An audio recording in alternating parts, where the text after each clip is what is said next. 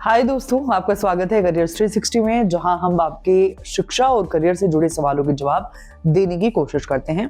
हर दिन हमें स्टूडेंट से कई सवाल मिलते हैं, लेकिन एक बहुत ही आम सवाल है कि BE यानी कि बैचलर ऑफ इंजीनियरिंग और BTech यानी कि बैचलर ऑफ टेक्नोलॉजी में से क्या अंतर है, दोनों में क्या अंतर है और कौन सा कोर्स बेहतर है।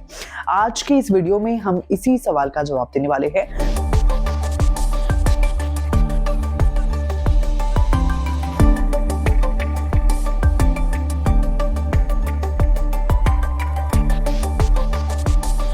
BE और BTech दोनों में अंतर क्या है। जब आप 12वीं के बाद इंजीनियरिंग करने की सोचते हैं तो आपके सामने दो ऑप्शन होते हैं, एक तो होता है BE और एक होता है BTech। BE यानी कि बैचलर ऑफ इंजीनियरिंग का फोकस थ्योरी और गहरी तकनीकी समझ पर होता है, जबकि BTech यानी बैचलर ऑफ टेक्नोलॉजी का focus practical knowledge, industry projects और नई तकनीकों पर होता है। एग्जाम्पल, अगर आप सिविल इंजीनियरिंग करना चाहते हैं, BE स्टूडेंट्स को ये सिखाया जाएगा कि इमारतों का डिजाइन कैसे बनाया जाता है, स्ट्रक्चरल स्ट्रेंथ कैसे होती है और कितने टन लोड एक ब्रिज जो है वो सह सकता है। BTech स्टूडेंट्स को ये सिखाया जाएगा कि कैसे ब्रिज को असल में बनाया जाता है, कौन से मटेरियल इस्तेमाल करने चाहिए और नई कंस्ट्रक्शन टेक्नोलॉजी क्या है।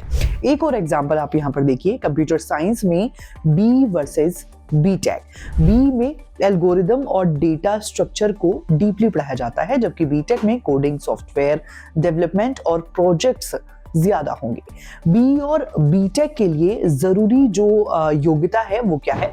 12वीं में साइंस स्ट्रीम अनिवार्य है। अगर आप BE या BTech करना चाहते हैं तो आपके पास फिजिक्स यानी कि भौतिकी, केमिस्ट्री यानी कि रसायन विज्ञान और मैथ्स यानी कि गणित विषय जो हैं वो जरूरी होने चाहिए। एडमिशन का प्रोसेस क्या है। National level exam JEE main और JEE एडवांस जो है वो जरूरी हैं। State level exam WebG, MHT, CET, KSET आदि। कुछ प्राइवेट यूनिवर्सिटी अपने एंट्रेंस एग्जाम भी कराती है, जैसे कि WITI यानी कि वेल्लोर इंस्टीट्यूट ऑफ टेक्नोलॉजी, जैसे कि SRM-JEEE यानी कि SRM यूनिवर्सिटी। BE और BTech के लिए बेस्ट कॉलेजेस कौन कौन से हैं। BTech के लिए टॉप कॉलेजेस में IITs आते हैं, NITs आते हैं, BITS पिलानी आते हैं, और BE के लिए टॉप कॉलेजेस में जाधवपुर यूनिवर्सिटी आती है, थापर यूनिवर्सिटी आती है और अन्ना यूनिवर्सिटी आती है। अब BE और BTech की फीस कितनी होती है। सरकारी कॉलेज में, गवर्नमेंट कॉलेज में जो फीस है वो 21,000 से 2 लाख तक जा सकती है। प्राइवेट कॉलेज में 2 लाख से 24 लाख तक की फीस जा सकती है। एग्जाम्पल, अगर आप IIT से BTech करते हैं तो आपकी फीस 8 से 10 लाख होगी। अगर आप किसी सरकारी यूनिवर्सिटी से BE करते हैं तो फीस 50,000 से 1 लाख हो सकती है।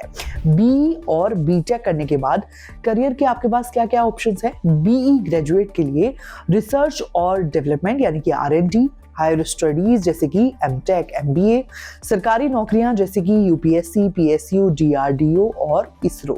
जबकि BTech ग्रेजुएट्स के लिए industry jobs, software, civil, electrical, mechanical, IT कंपनियों में प्लेसमेंट जैसे कि TCS, Infosys, Google, Microsoft, startups और फ्रीलांसिंग उनके पास ऑप्शंस है। एग्जाम्पल, जैसे BE स्टूडेंट रिसर्च फील्ड में जाते हैं, जैसे ISRO या DRDO में काम करना।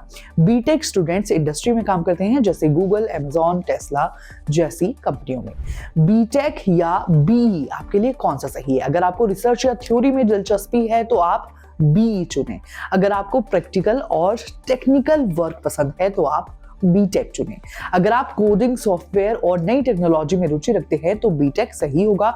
अगर आप इंजीनियरिंग के बेसिक साइंटिफिक कॉन्सेप्ट्स में रुचि रखते हैं तो BE सही होगा। सही कोर्स चुनें अपनी रुचि और करियर लक्ष्य को ध्यान में रखकर। अब जो कंक्लूजन है वो ये निकलता है कि BE और BTech दोनों डिग्री शानदार हैं, बस आपकी रुचि और करियर लक्ष्य के आधार पर अपना चुनाव करें। BE रिसर्च और थ्योरी ओरिएंटेड डिग्री है, जबकि BTech जो है वो इंडस्ट्री ओरिएंटेड डिग्री है। अगर आप सरकारी कॉलेज से BE कर रहे हैं और ये किफ़ायती हो सकता है, वहीं BTech प्राइवेट कॉलेज में महंगा हो सकता है। अगर ये जानकारी आपको अच्छी लगी हो तो आप लाइक, शेयर और सब्सक्राइब जरूर करें।